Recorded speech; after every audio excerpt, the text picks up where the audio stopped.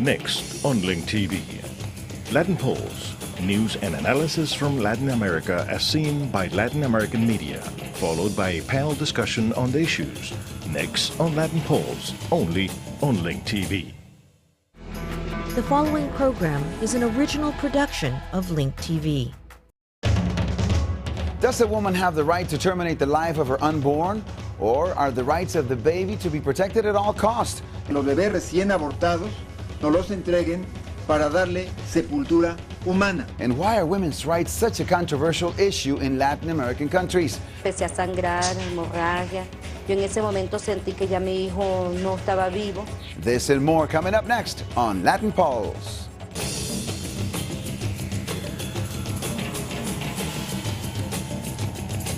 Hello and welcome to Pulso Latino. I'm your host Marcos Gutierrez. Our first topic tonight: does life begin upon conception or when the baby comes out of the mother's womb? This has been a question asked by millions across the world when debating abortion. This has now come to the forefront of Mexican public opinion, where abortion has now been legalized in the country's capital. El 26 de abril se autorizó la interrupción del embarazo en el Distrito Federal hasta la semana 12 de gestación. El pasado viernes venció el plazo para impugnar la ley.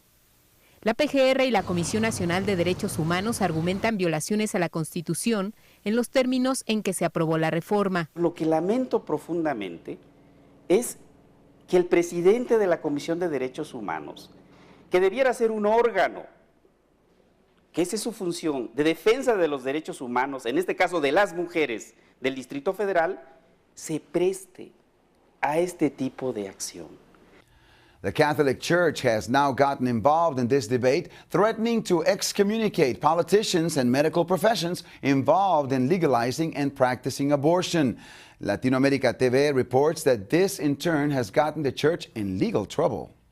Esto lo hará pese a que el Departamento del Interior está investigando a los prelados por su posible violación de las leyes mexicanas que les prohíben participar en política. Las autoridades de la capital, por su parte, han recordado que los médicos de los hospitales públicos no pueden negarse a practicar los abortos por cuestiones morales. Portavoces de la arquidiócesis dijeron que la Iglesia no dejará de hacer campaña contra el aborto. Asimismo, dijeron que los médicos y enfermeras que practiquen abortos y los diputados que apoyaron la legalización de esta práctica serán excomulgados. En el resto de México el aborto solo está permitido en casos de violación, peligro para la vida de la madre y defectos graves del feto. Political parties in Mexico have asked the church to reconsider the order to excommunicate its members who supported the abortion vote. Curiously enough, the church has changed its mind. Galavisión reports this has some politicians breathing a sigh of relief. Yo estoy muy satisfecho, reitero, no tanto por la excomunión, me da gusto también porque soy católico, fui criado en la Iglesia Católica, pero más que nada porque es un mensaje para que podamos conciliar y para que podamos reconciliar a la gente. Me parece una buena señal, me parece que nuevamente abona hacia la posibilidad de bajar el tono que se le ha dado a la discusión en estas últimas semanas. Pro-lifers in Mexico say they will be praying outside hospitals in an effort to save babies from being aborted. This is part of what they've called the Operation Rescue. A partir del lunes 7 de mayo recorrerán hospitales del gobierno del Distrito Federal en los que pedirán los nombres de médicos que realicen el término del embarazo. Por medio de megáfonos y bocinas anunciarán quiénes son y después rezarán un rosario. Se pedirá al laboratorio, y al Hospital Distrito Federal, mediante un escrito sustentado en la Ley General de Salud, que los cuerpos de los bebés recién abortados no los entreguen para darle sepultura humana. Serrano Limón dijo que pedirán apoyo de la Secretaría de Seguridad Pública para evitar actos violentos en contra de su organización, aunque dijo todas las acciones serán pacíficas. Azucena Mendoza, Noticieros Televisa. Brazil, the largest Catholic country in the world, practices about 1 million illegal abortions a year. Pope Benedict XVI was in Brazil recently, and Venezuela's Telesur reports the Pope didn't take too long to criticize that practice. En sus primeras palabras al llegar a Brasil, Benedicto XVI recalcó su crítica por la interrupción del embarazo, algo en lo que muchos católicos coinciden. Hay mucha gente con dificultades para comprender el verdadero sentido de la vida. Un país en donde jóvenes convergen en una misma religión con diferentes puntos de vista. Argentina's Tele 7 reports the Brazilian government didn't hesitate too long to respond to the Pope's criticism on the official government's support for the practice. La respuesta del gobierno no se hizo esperar y no se dejó conmover por la presencia de Benedicto XVI. El tema del aborto en Brasil no es un tema religioso, sino de salud pública. El debate manifestó el carácter de la campaña del Papa luego del revés que supuso para su iglesia la despenalización del aborto en la Ciudad de México. Ese también fue el sentido del encuentro con los jóvenes en el Estadio Municipal de Pacaembu, vivido como una fiesta por los miles de fieles que se dieron cita en un número sensiblemente inferior al esperado. With us in our San Francisco studio to explore this issue is Víctor Fierro, Latinos for Life Director, and Dolores Mijan, spokesperson for the San Francisco Catholic Church Diocese. Joining us from Washington, Maria Moreno from Choice USA, and José Carreño, correspondent from El Universal. That's a newspaper in Mexico. Ms. Mijan, it's hard to understand why the Catholic Church is opposed to both birth control and abortions. Can you please shed some light onto this? I think to look at it, it's more of a positive. The church promotes the dignity of the human person, the dignity of women, the dignity of men, and the dignity of marriage and family. Abortion and birth control are, I would say, like a nuclear war to that entity and to the protection of marriage and to family. We've seen in our own country what abortion and birth control have done, with over 46 million children legally killed through abortion and over 25 million women having had abortions performed on them. And now, after almost 35 years of legal abortion, we're able to see the impact of that. It really goes to justify the church's position because you see the damage. We have an expression, 2 people go into an abortion clinic and 2 people come out, 1 wounded and 1 dead. We're seeing that the Vatican and the Catholic Church is really out of step and not in sync at all with Catholic people around the world. You know, about 93% of Catholics in the world actually support the use of condoms to prevent things like HIV and sexually transmitted infections. And, you know, this is, you know, something very serious that the Catholic Church has opposed. So I think when it comes to birth control and reproductive health services, you know, the Catholic Church is definitely not in sync with where Catholic people are. I would have to strongly disagree with you on that, Marina, respectfully, but 93, I don't know where you got the 93% figure, but the fact is the Catholic Church doesn't go into these countries and impose its law. The Catholic Church is a part of the culture in these countries. The Catholic Church is embraced by the people in these countries. And so if people choose to, the Catholic Church is the only institution that provides women real alternatives. Give me 1 second, because both of you are speaking at the same time, and I think that Mr. José Carreño, has something to say. And then I'd like to ask one final question before we go to our next segment. Señor José Carreño, I'm sorry, you go ahead, please. What Ms. Mijan says is correct. There are things that are imposed on their populations, including the Catholic Church. I mean, the Catholic Church, for instance, in Chile and in Colombia, it has imposed treaties, political, diplomatic treaties, that would stop, for instance, divorce or have stopped divorce for years.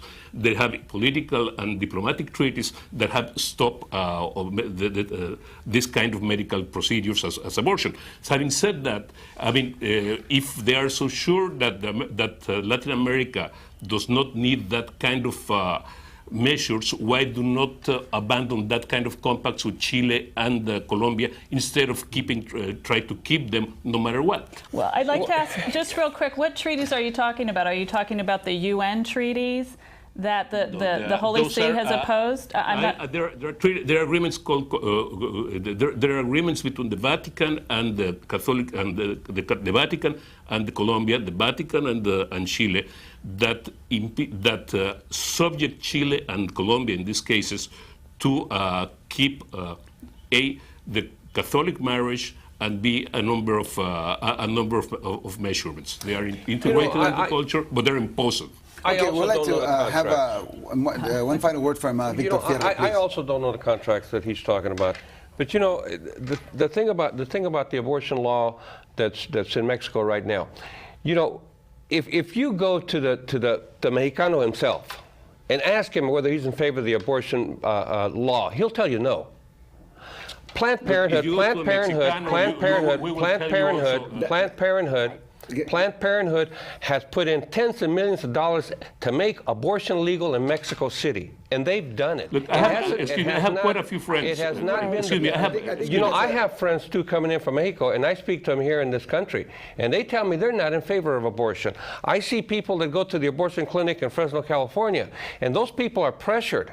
They're pressured by economics, not because they want abortions. Excuse me, would you like a better pressure than that? And let me killing an innocent in baby, Mexico, part of the culture, part of the baby. tradition. Excuse me, part of Mexican tradition, if you want to call that a tradition, is how many kids you have, cuántos niños tienes, in which area. Mire, I mean, that is not the fair deal. Mire, señor. La tradición de México es familia y vida. Mire, la tradición de México es freedom also. La cosa es que nosotros como mexicanos no matamos niños y eso es lo que estamos haciendo. Planned Parenthood entra. Perdón, ¿en qué momento son niños y en qué momento no son niños? Lo que pasa con un aborto es la muerte de un niño. Estamos matando niños que no han hecho nada. I think Maria, eso es la ley. I think Maria Moreno, I think had something to say, please. Thank you. I was going to say, I think that the reality is that we can only strengthen families by offering, you know, the variety of reproductive and sexual health services that women are entitled to. I think that's how you make a strong community, you know, by making sure that all of these healthcare options are available. The reality is, you know, in Mexico, there are over 200,000 illegal abortions every year up until this law passed. So I think that, you know, it really says something as to where Mexicans, you know, are at when it comes to the matters of unintended pregnancies. I'd like to ask one last question of every one of them, and we'll start here in the studio. When does the guy start coming in to have a say over the termination of a pregnancy? We'll start with Dolores Mijan, and I would like for you to give us a short answer, please, the short version. Yeah, the short version. When does the guy come in and do? When does the guy? Can I make one quick statement? What Marina said about the 200. Make a statement, but go ahead. The number, the 200,000 of illegal abortions is an estimate by the Alan Guttmacher Institute. That's not actually. That's not a real number. But anyway, as far as the guys, getting back to the guys, men actually in this country, men have no say, not even if you're married. Your wife can go and have an abortion and abort your child and you have no say. Are we going in that direction? Is there a movement towards that? That's the reality in America. So that's... No, I mean, that we may have something to say. Is that changing? I sure hope so. I see no signs of that. No signs of it. I see no signs of a man ever having the right. Do you feel that we should? Definitely. It takes two people to make a pregnancy. Let's have both people involved in this. Maria Moreno, your comments on that? Thank you. I think in an ideal situation, you know, the decision to terminate a pregnancy or the decision to take, you know, what reproductive health care options, you know, ideally would be between the man and the woman to have the discussion. But that's in an ideal situation. We know that that's not always the case. You know, sometimes women become pregnant and the man isn't even around. Or, you know, the man may not know, the male partner may not know, you know, what the health burden is on the woman who, you know, is expected to carry the pregnancy to term. So I think that, you know, ultimately I do trust a woman to make the best decision for herself. Jose Carreño, you have the last word. I think it would be an ideal situation if everybody were to agree on that, man and woman, and the man were there also to take care of the kid and take a hand in the education and the bringing up of the kid. But that's a big if also. A big if. Thank you all for your input in this particular issue. Of course, we could have gone on for 2 more hours talking about it. In just a moment, we'll explore the issue of women's rights, and we would like to thank Victor Fierro, Director of Latinos for Life, for his participation on our panel today.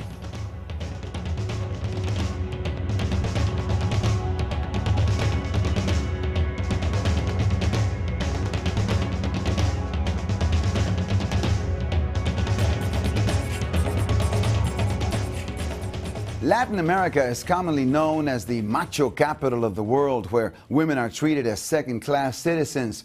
This may or may not be true in some parts of the region. What is true, though, is that women's rights are often violated for political, social, or economic reasons. Just such is the case of 2 sisters who were allegedly tortured along with their children by a Venezuelan soldier who may be hiding right here in the United States. Más de 30 años han pasado. y las hermanas Esquivel no olvidan el asesinato de sus compañeros y el día cuando fueron detenidas. Brenda cuenta que fue torturada vilmente durante 12 días, a pesar que tenía 8 meses de embarazo. Por orden de Posada Carriles, que en aquel tiempo lo llamaban el comisario Basilio, él dio la orden de que mataran al niño, diciendo estas palabras de que esa semilla hay que matarla antes de que nazca. Y así fue como se cumplió esa orden y me dieron una patada y empecé a sangrar, hemorragia. Yo en ese momento sentí que ya mi hijo no estaba vivo. Marlene no escapó de estas torturas. Recuerda como si fuera ayer el momento en que su hija, de 20 días de nacida, fue quemada con cigarrillos. El trauma de ver a mi hermana torturada con aquella hemorragia de sangre. Y bueno, la niña estremeciéndose en mis brazos buscando oxígeno o cuando le quemaban las piernas. Eso, cada vez que lo recuerdo, lo vivo el momento. En esta humilde casa, las hermanas Esquivel solo claman justicia. Para que el mundo sepa y la gente sepa todas las atrocidades que hizo él, como torturar a una niña de 20 días de nacido, quemándole las piernas, tapándole la naricita para que no pudiera respirar, tratando de quitármela de mis brazos para ahogarla en una bañera. Posada Carriles, the man accused of committing those atrocities, has been charged in Venezuela of planting a bomb on a Cuban airliner that killed everybody on board. He escaped from Venezuela and is now living here in the United States. The Venezuelan government is demanding his extradition. As is the case in other parts of the world, in Latin America, women are often paid less in the labor market. Costa Rica's RTN Noticias reports that domestic workers are demanding equal pay and equal rights in the marketplace, as they feel they are working excessively long days. Un alegrón de burro. Así calificó la presidenta de la Asociación de Trabajadoras Domésticas el fallo de la Sala Cuarta que deroga algunos incisos del Código de Trabajo referentes a ellas por considerarlos inconstitucionales. El desencanto es porque la jornada laboral quedó en 12 horas. Porque no estamos en igualdad con los demás trabajadores y no estaríamos equiparadas en el concepto de igualdad y de género, ¿verdad? Lo que sí valoran estas trabajadoras es que se prohibiera a los patronos exigir horas extra aparte de ese horario y que se determinara un día de descanso durante los feriados en lugar de la mitad de la jornada. And in Peru, some women have decided to break away from tradition and have gone out seeking the same rights and the same jobs often reserved for men. Peru's América TV reports some of them have even ventured into heavy construction work. ¿Quieren saber lo que es una mujer? Síganme. Domina el tractor hasta el asombro. Trabaja para la región Callao. A Maritza Oliva le tomó 4 años vencer el miedo a esta máquina. Debió hacerlo para llevar el pan a su casa. Su singular empleo, confiesa, siempre atrae miradas. Te aplauden, te dicen amiga, qué bien, me dice chévere, una mujer y así, ¿no? Y eso es lo que te da la alegría, te da. Sus compañeras también son haces del volante. El trabajo es duro, pero no dejan de lado la coquetería. Así, sudando, se ganan la vida. Vencen al machismo con trabajos en donde hace unos años no habrían sido admitidas, pero que con su desempeño y talento, hoy la vida les sonríe. Welcome back. With us in our San Francisco studios now is Almudena Bernabeu, a lawyer for the Center for Justice and Accountability. I'd like to ask you, are women's rights a new term or a new concept in Latin America?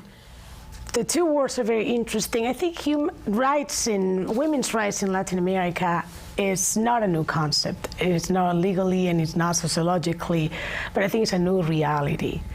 And that, I guess, is putting it down to what is every day happening and what really women are having access to and how they're living their lives. And I think the ability for women to, for instance, organize, to choose things that may be taken for granted in the North or in other countries. It's just a very recent reality. Politics, for instance, women are now having active roles in different countries, Bolivia, Ecuador, hopefully in the future in Guatemala. So yes, I think it's a new reality, I would say. We have Maria Moreno from Choice USA in Washington, and we've just had a lively discussion about abortion. Maria, is abortion a human rights issue, a right to life issue, or a women's rights issue? Well, abortion is absolutely a human rights issue. When we talk about abortion as a human right, what we're really saying is that, you know, each person has the right to live their life the way that they want, and, you know, to live, you know, with all of the things that are accorded to healthy people and to healthy communities. Again, it's about providing all of these reproductive health care options for women and for their families, so that they can create the best possible community for themselves. Wanted to comment on what Maria said, this whole idea of abortion being a human right. It is a human rights issue, but not in the way that it's used as a way to justify abortion, as an abortion right. The fact is, no other right can be exercised if you don't have the right to life. And when you look at what we have created in our society is pitting an unborn child, pitting a woman against her unborn child. And this is a real violation of feminism. This is a real violation of women's rights, because a woman should have the right to be able to have her child. A woman should be able to have the right to say, I need access to medical care, I need clean drinking water, I need an education, I need to be able to feed my family, not at the expense of her ability to be a mother. And when you talk about all of these programs do not. When you go into a clinic in Guatemala, where I go up in the mountains, I do medical missions up in the mountains in Guatemala, you go into the clinic there, that's a USAID clinic, and the only thing that you can get for free is a contraceptive. If people need a Band-Aid even, they need to come to the mission to the Fathers, where Mother Teresa's priests are. Maria, please, I'm sorry, Maria had the word first, and then we'll go here in the studio to Almudena Bernabeu. Platícanos, Maria. Yeah, sorry. I think that when I say it's a human rights issue, I think it's about creating the best possible world for women to raise their families in, to raise their children in. And of course that means, you know, providing a clean and healthy environment, providing, you know, quality health care, providing economic justice. But I think that it also includes, you know, all of those reproductive health options that women should be entitled to, such as contraception, you know, controlling the destiny of what their family is going to look like, you know, choosing the timing and spacing of their children. You know, women really know best what's, you know, the right thing for their families. And I think that to say otherwise really undermines, you know, women's intelligence and what women, you know, contribute to society. I'm sorry, I feel like I'm the lawyer in the room, and I should just put some order here. No, from the beginning, the reason is I actually am in a position between the two of you guys. I am absolutely pro-choice, and I think the talking too lightly of the right to choose for an abortion as a human right, we're actually creating confusion. What is definitely is a right that I don't think is necessarily fundamental. I think is fundamental is for women to choose what, according to their personal circumstances, is what route to take.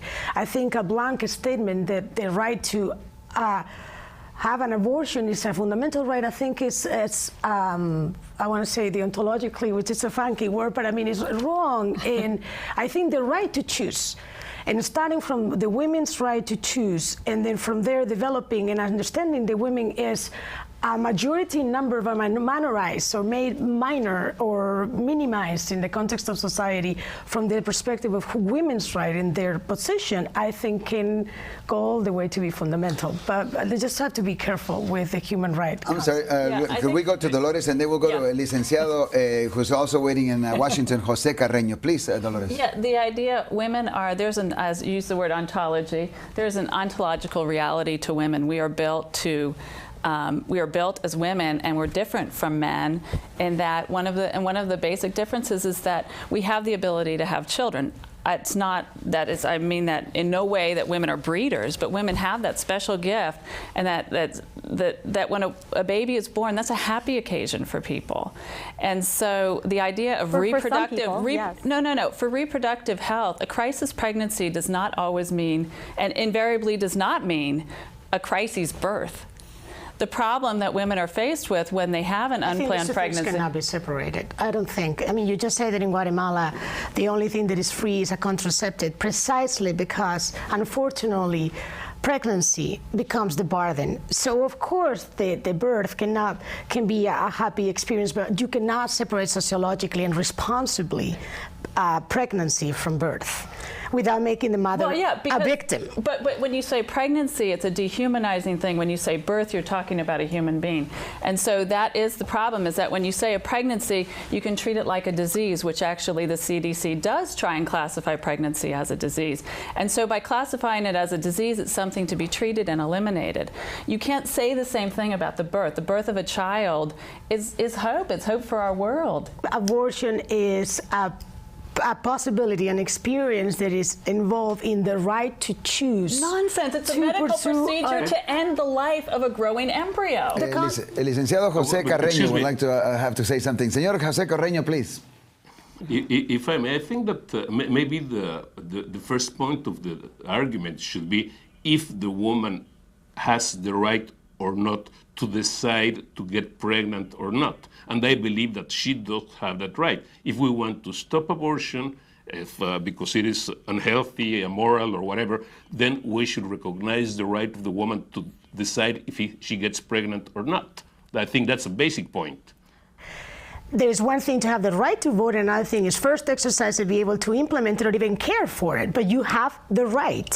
So women need to have the right to choose how they're going to pursue, if they're according to their conditions and context and circumstances, what to do. And then we talk about how to end or not that life. So that's abortion. It's the right to choose, guys. Muchas gracias. The right to Thank choose you. what? I'm sorry, the right to choose what? Abortion? To hold a pregnancy. Or so we're stop talking a about pregnancy. the complete sentence is to choose abortion. So it is an abortion issue choice. Okay, thank you. Damas y caballeros, this is all the time we have. I trust you enjoyed today's program. I'd like to thank our guest here in San Francisco, Almudena Bernabeu from the Center for Justice and Accountability, and Dolores Meehan, spokesperson for the San Francisco Catholic Church Archdiocese. And in Washington, D.C., Maria Moreno from Choice USA, and Jose Carreno, correspondent for the Universal newspaper from Mexico. I would also like to thank you at home or on the web for being with us today. We would also like to thank American University in Washington, D.C. and the students at the School of Communication who are helping with the research for this program. Join us next time when we take a closer look at Latin America through the eyes of Latin America media. For more information about Pulso Latino and Latin America, log on to linktv.org. My name, Marcos Gutierrez. Thanks for watching. We'll see you next time here on Latin Pulse.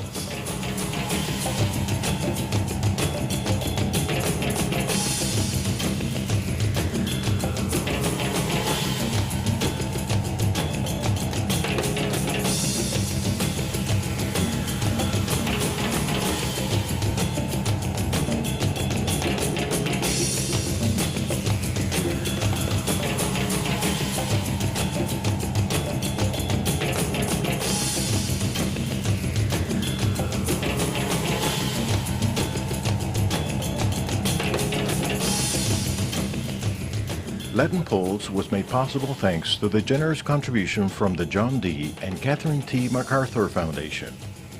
Pulso Latino ha sido posible gracias a la generosa contribución de la Fundación John D. y Catherine T. MacArthur.